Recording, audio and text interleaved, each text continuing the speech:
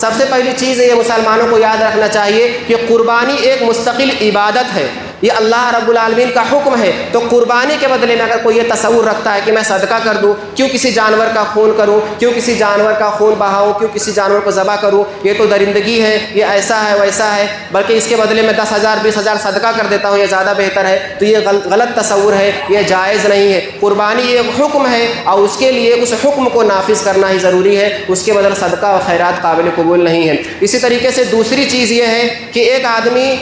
قربانی کے جانور کے اندر ہی عقیقہ نہیں کر سکتا۔ عقیقہ ایک الگ حکم ہے اور قربانی ایک الگ حکم ہے۔ کوئی یہ سوچے کہ میں قربانی کا جانور لایا ہوں اسی میں عقیقہ کر دیتا ہوں، یا گائے لے کر کے آیا اس میں 1-2 حصہ لے کر کے عقیقہ کر دیتا ہوں، تو یہ جائز اور درست نہیں ہے۔ اور عقیقے کے لیے خاص طور سے اللہ کے رسول صلی اللہ علیہ وسلم کا حکم یہ ہے کہ بکرا اور بکری ہی ذبح کرنا چاہیے۔ تو آدمی اگر حصہ لے کر کے ذبح کرتا ہے تو اس کا عقیقہ درست نہیں ہوگا۔ تیسرا مسئلہ یہ ہے کہ کیا قربانی میت کی طرف سے کی جا سکتی ہے، کہ کوئی اپنے گھر کا مر گیا ہے، فوت شدہ ہے، تو اس کے نام سے اس کو ثواب پہنچانے کے لیے ذبح کرنا۔ تو اس میں تھوڑی تفصیل ہے۔ سب سے پہلی چیز، اگر مرنے والا آدمی وصیت کر کے گیا اپنے ورثہ کو کہ میری طرف سے قربانی کر دینا، جانور ذبح کر دینا، تو اس کی وصیت کو پورا کیا جائے گا، اس لیے کہ وصیت قرضے کی طرح ہے اور قرضے کو اللہ کے رسول صلی اللہ علیہ وسلم نے پورے کرنے کا حکم دیا ہے۔ تو اگر کوئی آدمی وصیت کر کے گیا ہے تب تو اس کی طرف سے ذبح کیا جائے گا، یہ پہلی چیز ہے۔ اور دوسری چیز، اگر وصیت کر کے نہیں گیا ہے تو مستقل کسی مردے کے نام سے، کسی میت کے نام سے قربانی ذبح کرنا جائز نہیں ہے۔ یہ اللہ کے رسول صلی اللہ علیہ وسلم کی سنت سے ثابت نہیں ہے۔ آپ صلی اللہ علیہ وسلم کے زمانے میں آپ کے موجود ہوتے ہوئے آپ کے بہت سے پیاروں کا انتقال ہوا، شہید بھی ہوئے، لیکن آپ نے کسی بھی اپنے میت کی طرف سے نام لے کر کے خاص طور سے کسی میت کی طرف سے قربانی نہیں کی ہے۔ تو اس لیے کسی میت کو ثواب پہنچانے کے لیے خاص طور سے مستقل قربانی آدمی نہیں کر سکتا ہے۔ اور تیسری چیز یہ ہے کہ شامل کرنا، جیسے کہ آدمی ایک جانور کو ذبح کرے اور کہے کہ اے اللہ تعالیٰ تو میری طرف سے اور میرے گھر والوں کی طرف سے قبول کر لے،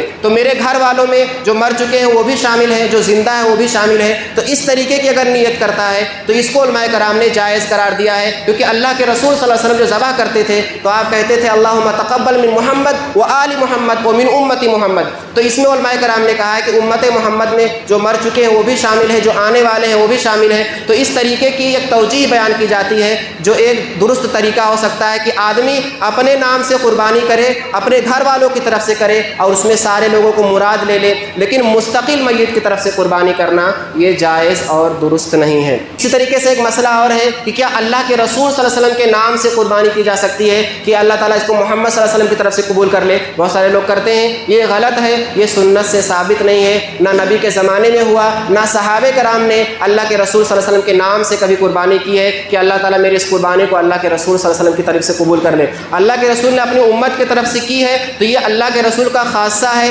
آپ کی امت آپ کی فیملی کی طرح ہے، جس طریقے سے ہم اپنی فیملی کی طرف سے کر سکتے ہیں کہ اللہ تعالیٰ میری طرف سے، میری فیملی کی طرف سے اس کو قبول کر لے، تو اس طریقے سے اللہ کے رسول نے اپنی امت کی طرف سے کی ہے تو یہ امت اللہ کے رسول صلی اللہ علیہ وسلم کی ہے، اللہ کے رسول نے اپنی امت کی طرف سے کی ہے، لیکن وہ آپ کے لیے خاص ہے۔ اب کوئی آدمی کہے کہ میں بھی امت کی طرف سے کروں، میں بھی محمد صلی اللہ علیہ وسلم کی طرف سے کروں، تو یہ جائز اور درست نہیں ہے، اس کا ثبوت ہمیں نہیں ملتا ہے صحابہ کرام اور سلف سے، لہٰذا اس سے آدمی کو بچنا چاہیے۔ اسی طریقے سے ایک مسئلہ یہ ہے کہ ایک فیملی کی طرف سے ایک جانور کافی ہو جاتا ہے، یعنی جائز ہے کہ ایک آدمی ایک گھر کی طرف سے ایک جانور اگر ذبح کر دیا جاتا ہے، گرچہ اس گھر میں 2-3 لوگ کمانے والے ہیں، باپ بھی کماتا ہے، بیٹا بھی کماتا ہے اور 2-3 بیٹے کماتے ہیں یا اس کی وائف بھی کماتی ہے، تو ایک آدمی اگر بڑا جو گھر کا ذمہ دار ہے یا بیٹا ہی کر دیتا ہے یا باپ ہی کر دیتا ہے تو ایک جانور کافی ہو جاتا ہے پورے گھر کی طرف سے۔ اس میں صحیح طریقہ یہ ہے کہ آدمی کسی ایک کو فکس کر لے، بتا دے کہ یہ باپ کی طرف سے قربانی ہو رہی ہے، تو باپ کی طرف سے قربانی کرتے ہوئے اللہم تقبل اس کا نام لیا جائے، پھر اس کے فیملی کو اس میں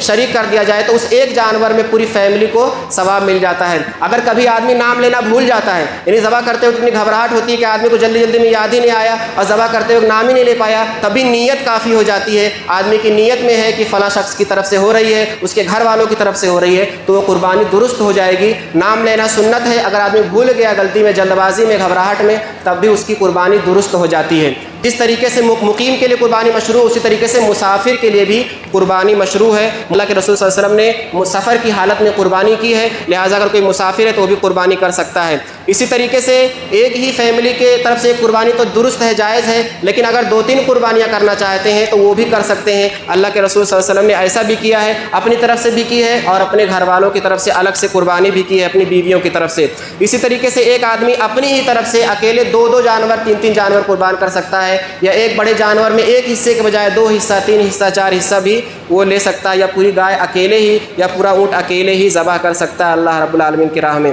گائے میں 7 حصے بنتے ہیں اور اونٹ میں 10 حصے بنتے ہیں۔ اسی طریقے سے جانور چاہے خصی ہو یا غیر خصی، دونوں ہی اللہ رب العالمین کی راہ میں قربان کیے جا سکتے ہیں۔ خصی ہونا کوئی عیب نہیں ہے، بلکہ بہت سارے علماء کرام نے خصی کو تو مستحب قرار دیا ہے، کیونکہ خصی کی وجہ سے اس کا گوشت زیادہ ہوتا ہے اور اس کا گوشت لذیذ ہوتا ہے، تو اللہ رب العالمین کی راہ میں اچھا جانور ذبح کرنا یہ زیادہ مشروع ہے۔ تو خصی جانور کرنا یا غیر خصی جانور کرنا یہ بھی اللہ کے رسول صلی اللہ علیہ وسلم سے دونوں ہی ثابت ہے۔ اسی طریقے سے ایک مسئلہ ہے کہ جانور کو موٹا تازہ کرنا، اس کو تندرست کرنا، اور موٹے تازے جانور کو جان بوجھ کر کے دیکھ کر کے لانا یہ زیادہ مستحب ہے۔ اللہ کے رسول صلی اللہ علیہ وسلم ہمیشہ تندرست جانور، فربا جانور یا صحابہ کرام جانور کو پہلے سے لے کر کے اس کو موٹا کرتے تھے۔ حضرت ابو امامہ رضی اللہ تعالیٰ عنہ کہتے ہیں کہ ہم جانور قربانی کے جانور کو موٹا کیا کرتے تھے، اس کو تندرست کیا کرتے تھے۔ تو اس طریقے سے مسلمانوں کا یہ طریقہ ہے، لہٰذا تندرست جانور اللہ کی راہ میں پیش کرنا یہ زیادہ افضل ہے۔ اور اسی طریقے سے قربانی کا گوشت آدمی، اس میں کوئی یہ نہیں ہے، طے نہیں ہے کہ آدمی